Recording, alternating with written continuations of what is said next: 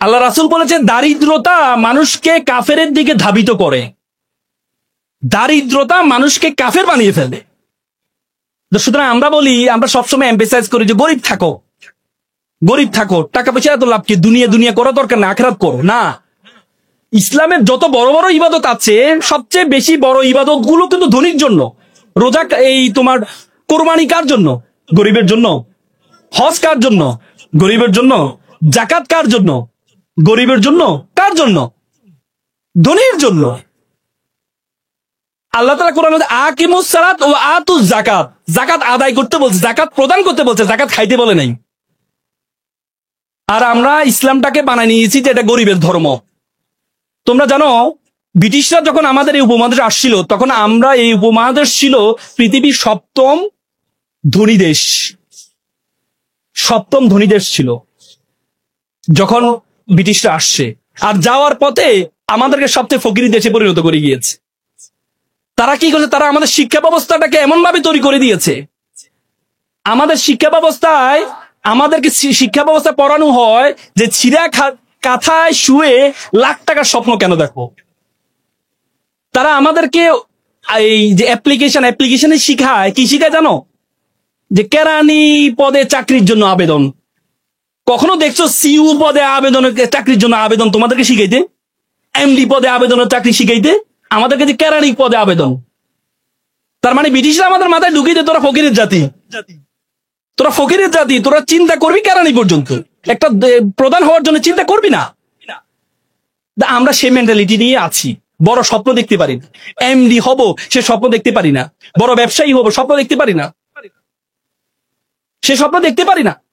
এই জন্য তুমি যদি, আমি বিশ্ববিদ্যালয়তে বের হওয়ার পর আমার চিন্তা ছিল আমি চাকরি করব, সরকারি চাকরি করবো। এরপর বললেন না, সরকারি চাকরি করলে তো আমি তো অসৎ হইতে পারবো না, অসৎ হইতে পারবো না। আল্লাহর রহমতে আমি একটা স্বাধীন পেশায় আছি, স্বাধীন পেশা আছে। আমি যখন ওকালতি দিতে ঢুকি, প্রথম দিনে আমি স্যালারি পেয়েছিলাম 100 টাকা। একটা শুনানি করেছিলাম, জামিন করেছিলাম, সিনিয়র আমাকে 100 টাকা দিয়েছেন। এবং আমার বন্ধু যারা আছে তারা বিভিন্ন বাংলাদেশ ব্যাংক, বড় বড় ব্যাংক প্যানেল লয়ার হিসেবে ঢুকেছে, তাদের বেতন ছিল 70 থেকে 80 হাজার টাকা। কয়েকদিন আগে আমার একটা ফ্রেন্ড, আজকে 10 বছর ওকালতির পরে, চেম্বার আসি বললো, বন্ধু আমি তো 80, 90, 1 লাখ টাকার মধ্যে সীমাবদ্ধ আছি, তুমি তো গাড়ি বাড়ি মালিক হয়ে গেছো, এখন বন্ধু চাকরি ভালো লাগে না, এই পেশা, তোমার পেশা চলে আসবো, আইনজীবী পেশা আসবো। তাই বললাম, বন্ধু তোমাকে তো আবার শুরু থেকে শুরু করতে হবে। বলছে না, শুরু থেকে শুরু করবো। সে আবার শুরু থেকে শুরু করেছে। তার মানে যদি আমি সেদিনের টাকার বড় স্বপ্ন দেখতাম না 70-80 হাজার টাকা আমার লাগবে, তাহলে আজকে এই অবস্থায় I have 12 juniors in my chamber, 12 জন জুনিয়র আছে আমার, সে সুযোগটা হতো না। এজন্য তোমাদেরকে চিন্তা করতে হবে যে তুমি কি চাও, তোমার মেন্টালিটি কি। সেটির জন্য চাওয়ার আগে প্রথমে তোমার সম্বন্ধে তোমাকে জানতে হবে। Who are you, who are you want to go, তুমি কে, তোমার সম্বন্ধে। আমরা সবসময় বললাম না, ব্রিটিশরা আমাদের মাথা ঢুকিয়ে দিয়েছে আমরা তো ছোট।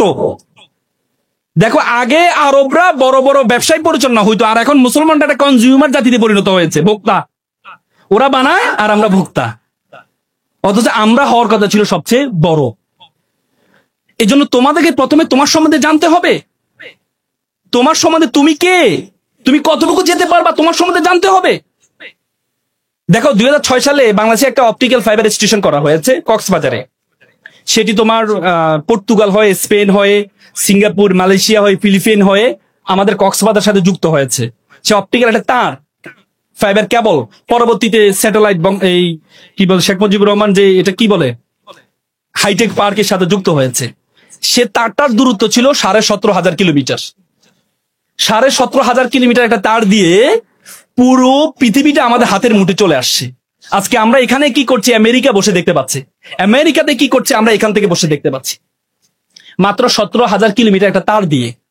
বিজ্ঞান বলে আমাদের মাথার মধ্যে যে তার আছে, নার্ভ আছে, বলা হয় 2 কোটি নার্ভ আছে আমাদের মাথার মধ্যে। একটাকে যদি একটার সাথে যুক্ত করা হয় 2 লক্ষ কিলোমিটার হবে এটা দূরত্ব। মাত্র 17,000 কিলোমিটার দিয়ে পুরো পৃথিবীটা আমাদের হাতের মুঠে চলে আসছে। 2 লক্ষ কিলোমিটার নার্ভ দিয়ে পুরো বিশ্ব জগৎ তোমার হাতের মুঠের মধ্যে চলে আসে। এই জন্য তোমাকে জানতে হবে তুমি কে, বিশ্ব জগৎ সম্বন্ধে ধারণা আছে। এই বিশ্ব জগতের আয়তন কত বড় বলো তো, পৃথিবীর আয়তন কত? 52 কোটি বর্গ কিলোমিটার। যে পৃথিবী, যে আয়তন, যে পৃথিবীটা, এই পৃথিবীটা আমরা যে সূর্যটা দেখতে পাই, এই 52 কোটি বর্গ কিলোমিটার মধ্যে 7টা মহাদেশ, 7টা মহাসাগর আছে। এই 52 কোটি বর্গ কিলোমিটার পৃথিবীটাকে যদি সূর্যের মধ্যে ঢুকিয়ে দেওয়া হয়, তাহলে 13 লক্ষ পৃথিবী ঢুকিয়ে দেওয়া সম্ভব। কত লক্ষ? 13 লক্ষ। আর সূর্যটা কি? একটা নক্ষত্র। আল্লাহ বলেছে বিলিয়ন বিলিয়ন মিলিয়ন নক্ষত্র আছে। তার মানে এই বিশ্বজগৎ সম্বন্ধে তোমার ধারণা আছে? এই বিশ্বজগতে আল্লাহ তাআলা তোমাকে আমাকে কি বলেছে জানো? আল্লাহ বলছে কুনতুম খায়রা উম্মাত উখরিজাত লিন-নাস তা'মুরুনা বিল মা'রুফ ওয়া তানহাউনা আনিল মুনকার।